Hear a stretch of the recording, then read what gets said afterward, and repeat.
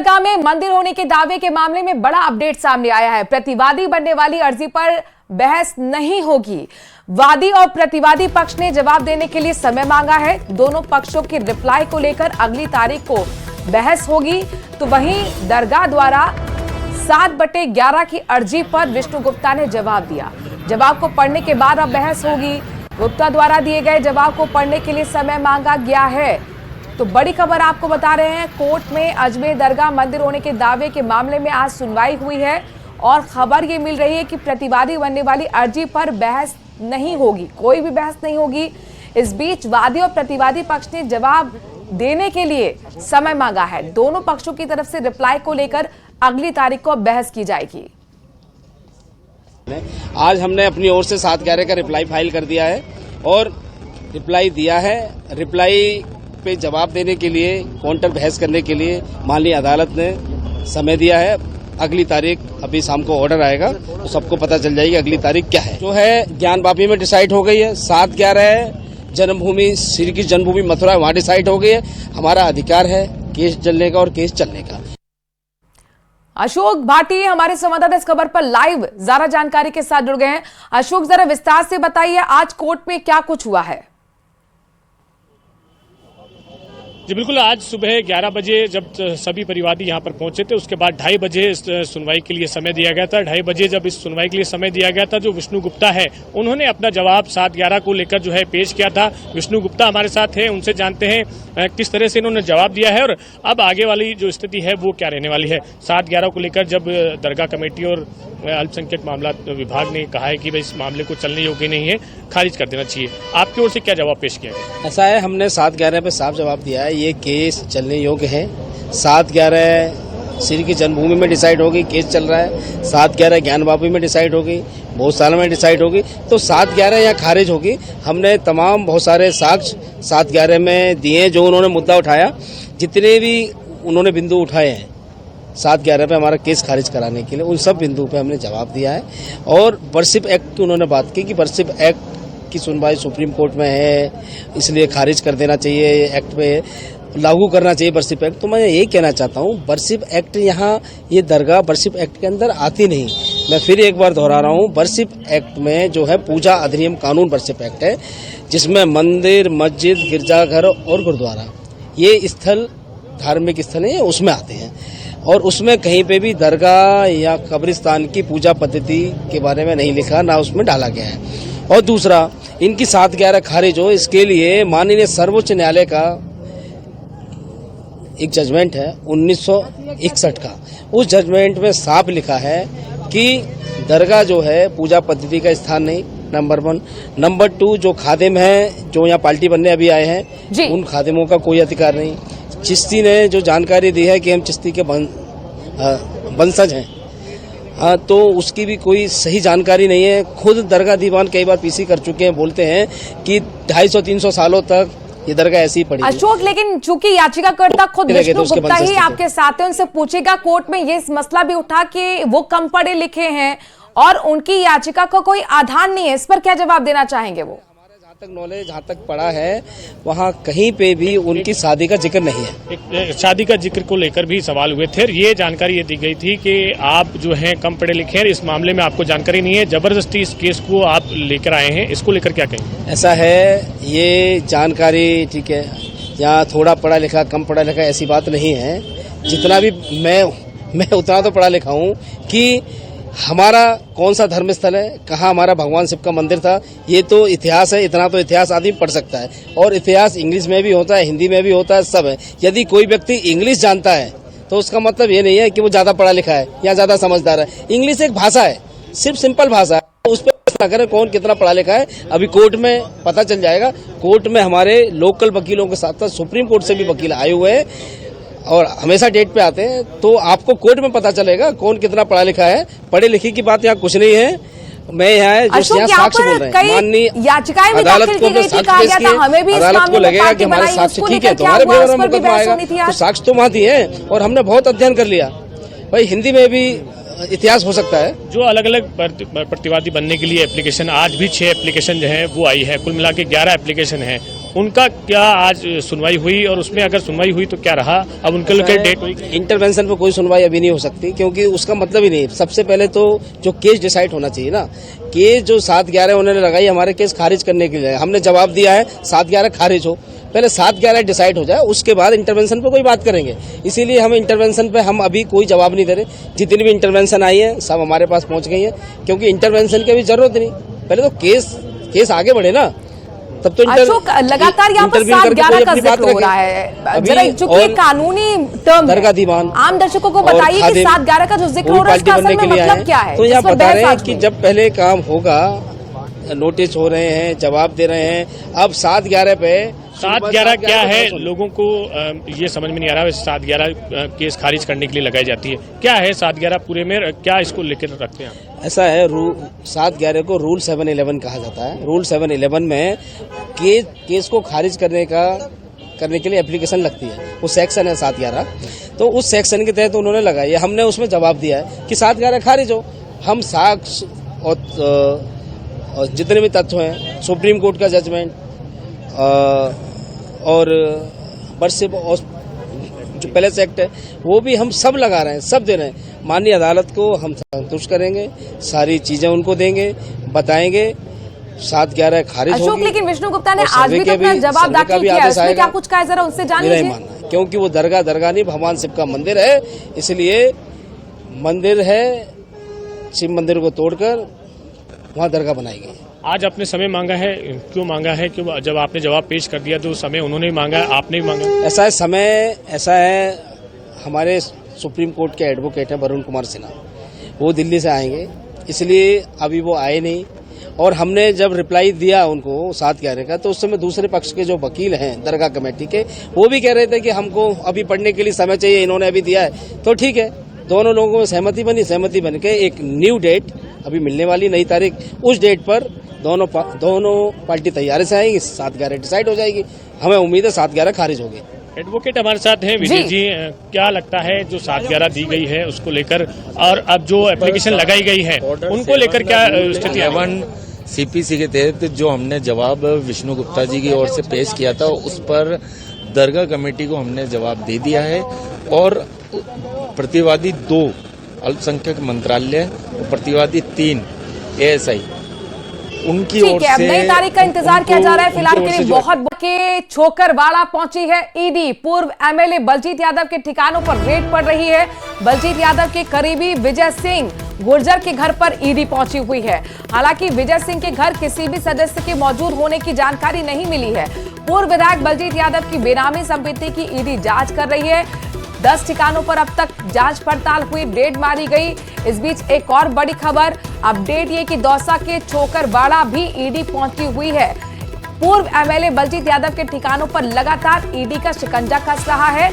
बलजीत यादव के करीबी हैं विजय सिंह गुर्जर, उनके घर पर इस वक्त ईडी की टीम मौजूद है। विष्णु हमारे संवाददाता इस खबर पर ज्यादा जानकारी के साथ जुड़ गए हैं। विष्णु, पहले बलजीत यादव के ठिकानों पर लगातार रेड, अब उनके करीबी विजय सिंह गुर्जर, क्या कनेक्शन है और कितनी देर से रेड पड़ रही है यहां पर ईडी की?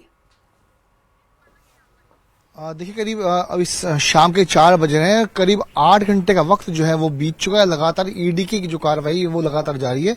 इस वक्त जहां हम दिखा रहे हैं वो अजमेर रोड पर ज्ञान विहार कॉलोनी, जहां पर बलजीत यादव जो कि पूर्व विधायक हैं बहरोड के, उनके यहाँ पर अभी भी ईडी की जो कार्रवाई जारी है। हम सुबह जब यहाँ पर आए थे तब भी ईडी की यही कमांडो यानी कि केंद्रीय रिजर्व पुलिस के जो कमांडो थे वो यहाँ पर घर के बाहर नजर आए थे। यानी कि पूरा जो जाप्ता है सेंट्रल पैरामिलिट्री फोर्स का, उनके जवान अधिकारी यहाँ पर लगाए गए हैं। बाहर सब इंस्पेक्टर रैंक के अधिकारी हैं, जवान हैं, हथियारबंद कमांडो को यहाँ पर भी लगाया गया है। और वहीं पर ईडी की जो अधिकारी हैं वो अंदर यहाँ पर जांच कर रहे हैं। फिलहाल अभी तक कोई भी आधिकारिक तौर पर कोई खबर, कोई सूचना, कोई जानकारी, अपडेट्स ज्यादा सामने नहीं आई।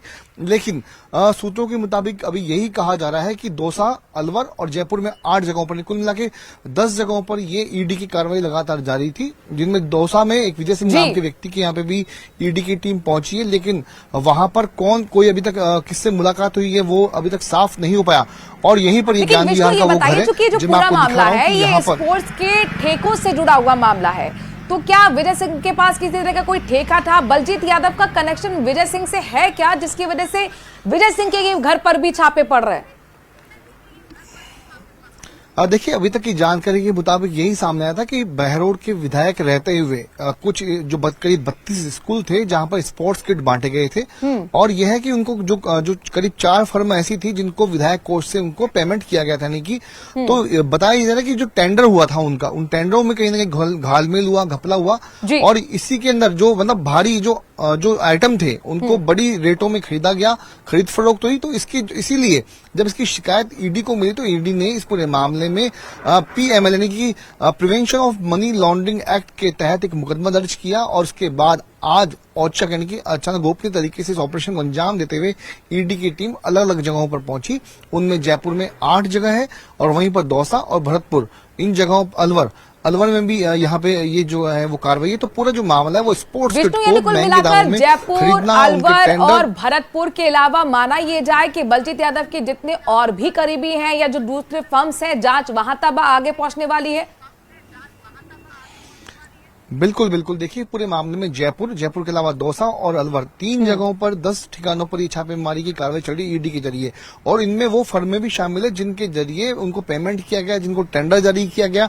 टेंडर में जो जारी करने में जो भुगतान हुआ, जो उनका जो प्रक्रिया थी, तो टेंडर किसको जारी किया गया, हो सकता है ठेकेदारों से भी आगे पूछताछ हो, लेकिन जयपुर में करीबियों तक तो पहुंच चुके ईडी। शुक्रिया विष्णु तमाम जानकारी और अपडेट हम तक पहुंचाने के लिए।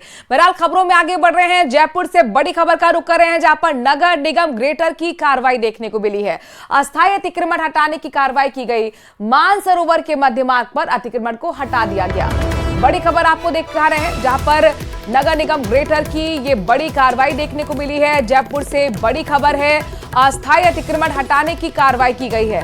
मानसरोवर के मध्य मार्ग पर अतिक्रमण को हटाया गया, इस रास्ते को अतिक्रमण मुक्त किया गया है। पीला पंजरा आप चलते हुए देख पा रहे हैं, ये नगर निगम ग्रेटर की बड़ी कार्रवाई है। अलवर में त्रिहान होम डेवलपर्स के ठिकानों पर इनकम टैक्स विभाग की छापेमारी दूसरे दिन भी लगातार जारी रही है। पहले दिन छापेमारी में टीम को 5 करोड़ रुपए कैश मिला और 5 किलो का सोना भी मिला। इनकम टैक्स विभाग की टीम त्रिहान होम डेवलपर्स के करीब 20 ठिकानों पर छापेमारी कर रही है, जिसमें अलवर के अलावा गुरुग्राम और फरीदाबाद के ठिकाने भी शामिल है।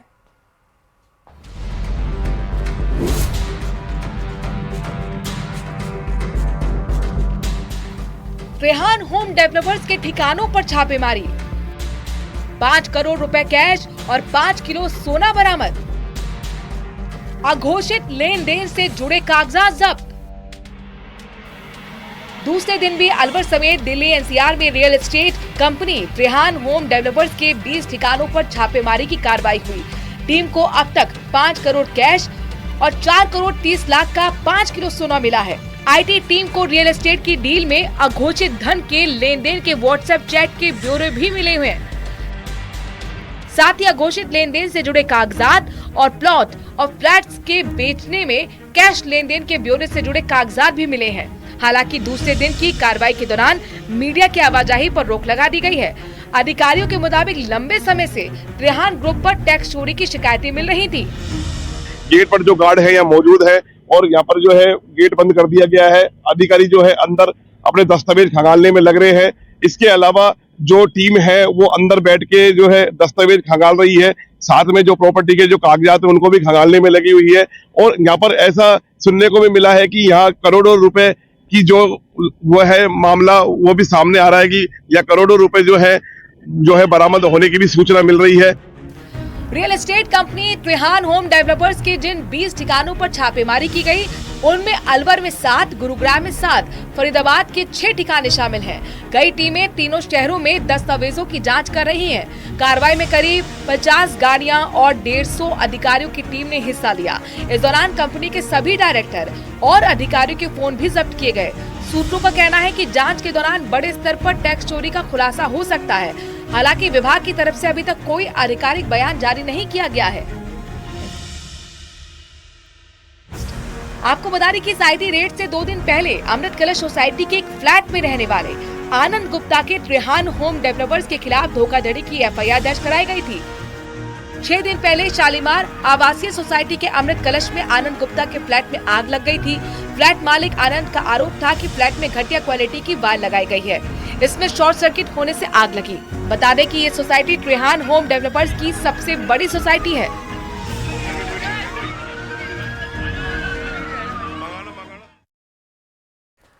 पूर्व मुख्यमंत्री वसुंधरा राजे ने जोधपुर दौरे के दौरान क्षेत्रीय पार्षद और कार्यकर्ताओं और अधिकारियों को नसीहत दे डाली है। इस नसीहत का असर ये हुआ है कि नगर निगम में हड़कंप मच गया। 10 मिनट के भीतर ही प्रशासन एक्शन में नजर आया। दरअसल पूर्व सीएम वसुंधरा राजे जब जोधपुर पहुंची तो उन्होंने विजयाराध्य सिंधिया की मूर्ति पर पुष्पांजलि अर्पित की।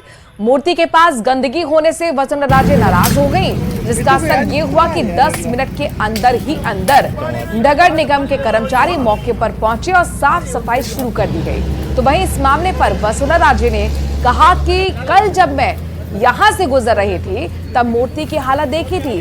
पेड़ों के बड़े हो जाने की वजह से ठीक से मूर्ति तक नहीं दिखाई दे रही थी। मूर्ति स्थापित करने के बाद उसकी देखरेख भी होनी चाहिए। साथ ही महापौर वनिता सेठ से आग्रह किया गया कि भविष्य में ऐसी लापरवाही ना हो, मूर्ति स्थापित करने के बाद उनका रख रखाव भी हो। मेरा विश्वास ये है कि यहाँ के जो अधिकारी और ये सब लोग हैं जो इंचार्ज हैं, योगेश तो नीचे करो, पार्षद जी और दूसरे लोग, योगेश जी नीचे करो, जिस तरीके से दूसरों का देख करते हैं वैसे पार्टी के एक संस्थापक सदस्य रही है, जिन्होंने भारतीय जनता पार्टी को खड़ा करने में एक अहम भूमिका निभाई। आपने अटल बिहारी वाजपेयी, लाल कृष्ण आडवाणी और पार्टी के कई दिग्गज नेताओं के साथ काम किया। एक समय था जब भारतीय जनता पार्टी के पास कुछ भी नहीं था, तब उन्होंने तन मन और धन पूरा पार्टी के लिए समर्पित किया। उसके बाद में प्रशासन चेता और आप देखिए ये फटाफट हाथों हाथ कटाई का काम शुरू हो गया। तो ये काम 2 दिन पहले भी हो सकता है। ऐसे कई महापुरुषों की तस्वीरें हैं। तो चाहिए निगम के और ठेकेदारों को चाहिए कि जब भी उनकी जयंती है या कोई पार्टी को अगर नेता आता है तो उनकी रख रखाव भी समय पे करे और हमेशा के लिए करे, खाली ये नहीं खाली दिखाव के लिए करके छोड़ दे।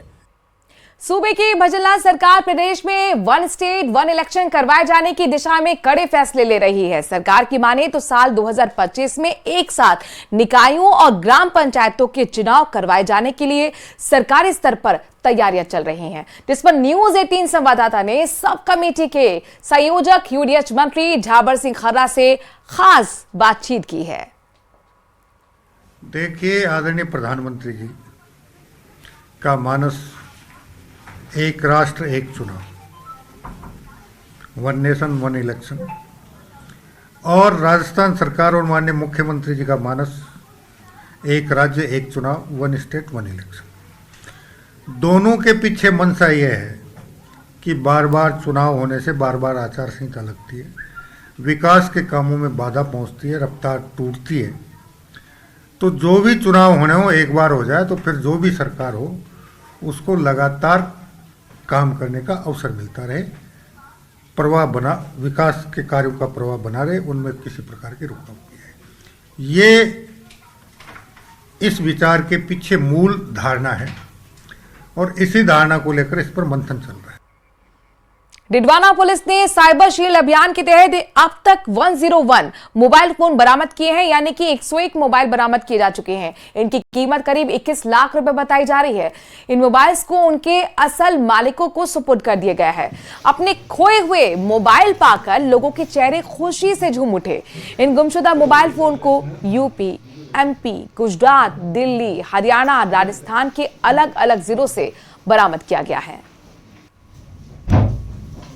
देखिए, पुलिस मुख्यालय द्वारा 2 तारीख से लेकर 31 जनवरी तक एक अभियान चलाया गया है साइबर शील्ड के तहत। इसमें साइबर अपराधों पर नियंत्रण, इसके बारे में जागरूकता करना और गुमशुदा जो मोबाइल है, लोगों के खोए हुए मोबाइल है जिनकी CEIR पोर्टल पर गुमशुदगी की रिपोर्ट थी, इसी आधार पर हमारी सभी थानों की टीम ने लगातार प्रयास करते हुए इस अभियान के दौरान आज तक करीबन 101 मोबाइल जो खोए हुए थे, जो उनके मालिकों को आज हमने यहाँ पे सुपुर्द किए हैं। ये हमारा अभियान लगातार जारी है। कई ऐसे मोबाइल थे जिनको उनको उम्मीद नहीं थी, जो मोबाइल मालिक थे, लेकिन हमारी पीटीआई भर्ती 2022 मामले से जुड़ी बड़ी खबर जयपुर से आ रही है, जहां पर एसओजी मामले में जारी रखी गई है जांच। याचिकाकर्ता अभ्यर्थियों के मामले में याचिकाकर्ता आदेश जारी रहेंगे, यथास्थिति जारी रहेगी। आपको बता दें कि यथास्थिति आदेश के दौरान किसी तरह के आदेश जारी नहीं किए जाएंगे।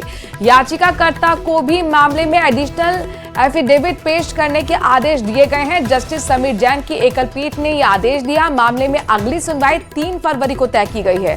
तो बड़ी खबर पीटीआई भर्ती 2022 मामले से जुड़ी हुई आ रही है। एसओजी मामले में अब अपनी जांच आगे रखेगी, कंटिन्यू करेगी। साथ ही याचिकाकर्ता अभ्यर्थियों के मामले में यथास्थिति आदेश रखने के आदेश भी कोर्ट की तरफ से दिए गए हैं। और इसी